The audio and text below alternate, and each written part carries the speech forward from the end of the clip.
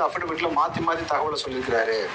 2 நாளுக்குள்ள 2 கேஸ் வாங்கியிருக்கீங்க. அப்படி என்ன கேஸ் வாங்கியிருக்க? போக்சோ கேஸா வாங்கியிருக்க? நீ அப்படி வாங்கக்கூடிய ஆள் தான் சொல்லி நீ பேசுற. மக்கள் இந்த காணொலியை பாருங்க. வேட்புமனு தாக்கல்ல, பெரம்பூர் வேட்புமனு தாக்கல்ல வழக்கே இல்ல. திருச்சி கிழக்குல வழக்கு இருக்கு. என்ன வரும்போது 3 கொடையை பண்ணிட்டு வந்தியா? பெரம்பூர்ல 1ஆம் தேதி அபிடவிட்டுங்க, 30ஆம் தேதி அபிடவிட்டு, அதுல வழக்கு இல்ல. 2ஆம் தேதி அபிடவிட்டு, அதுல வழக்கு இருக்கு. 2 நாள்ல என்ன நடந்துச்சு? என்ன அக்யூஸ் பண்ண? போக்சோ கேஸ் அது வாங்கிட்டியா? நீ அந்த மாதிரி ஆளுநரப்பா? இல்ல கஞ்சா கடத்தி வித்துட்டியா? இல்ல மெத்துக்கித்து போட்டு வித்தியா? என்ன பண்ண?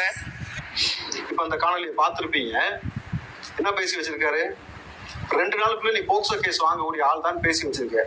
பொம்பளை கேஸ் வாங்கினவன் யாரா? முதல்ல யாரு?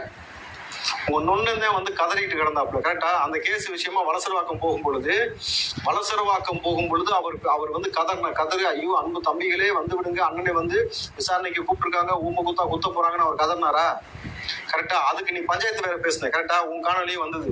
அதுக்கு நீ பஞ்சாயத்து பேசி WMA வேலையெல்லாம் பார்த்ததாகவும் சில காணொலிகள் வந்தது நம்ம பார்த்தோம். சோ இந்த நேரத்துல இவ்வளவு கேவலமாக பேசி வச்சிருக்கீங்க.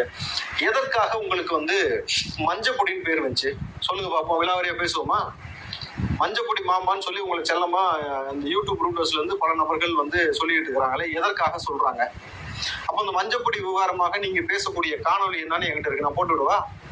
எவ்வளவு ஆபாசமாக, எவ்வளவு வன்மமாக ஒருத்தர் பேசும்போது அவங்களுடைய சகோதரியை குறித்து பேசி உங்க உட்கால்கிட்ட வந்து இதை வச்சு பண்ணி விடு, அதை வச்சு தடைய விடுன்னு சொல்லி மஞ்சப்பொடியை தடைய விடுறா, நான் வரேன்னு சொல்லி நீங்க என்ன வார்த்தையை சொன்னீங்க, எதற்காக சொன்னீங்கன்றதும் இருக்கு. புரியுதுங்களா? சோ தொடர்ச்சியாக பெண்களை குறித்து ஆபாசமாக பேசுவது, பெண்களை பற்றி ஆபாசமாக செய்வது, உங்க கட்சியில உட்காந்து நீங்க என்னென்ன அமக்கலம் பண்ணிக்கிட்டு இருக்கிறீங்கன்னு எல்லாருக்கும் தெரியும். சோ சாட்டை வந்து நீங்கள் தயவு செஞ்சு நாகரிகமாக பேசணும். ஒரு கட்சியின் தலைவரை பற்றி பேசும் பொழுது 2 நாள் நீ போக்சோ கேஸ் வாங்கிட்டே, நீ வாங்கக்கூடிய ஆள் தான் பேசுறேனாக்கா இது பொறுக்கித்தனம். புரியுதா? இந்த மாதிரி காசுக்கு கூலிக்கு மாரடிக்க ஆள் வந்து தளபதி விஜய் கிடையாது. புரியுதா? நேத்து ஒரு வாய், இன்னைக்கு ஒரு வாய். இந்த வாய் எங்கதான் கொண்டு போய் வைப்பையோ தெரியல. ஒரு நாளைக்கு ஒரு பேச்சு. விஜய் அவர்கள் தான் வந்துட்டார்ல கூட்டணிக்கு, எங்க அண்ணன் தான் சொல்லிட்டார்ல வெயிட்டிங்னு. தளபதி போல் வந்து ஒரு நபரை பார்க்க முடியுமா? அவருடைய படங்கள்ல எவ்வளவு வந்து கருத்துக்கள் சொல்லியிருக்கிறார். அவர் வந்து எவ்வளவு நேர்த்தியாக பேசியிருக்காரு. மக்களுக்காக எத்தனை போராட்டம் பண்ணியிருக்காரு.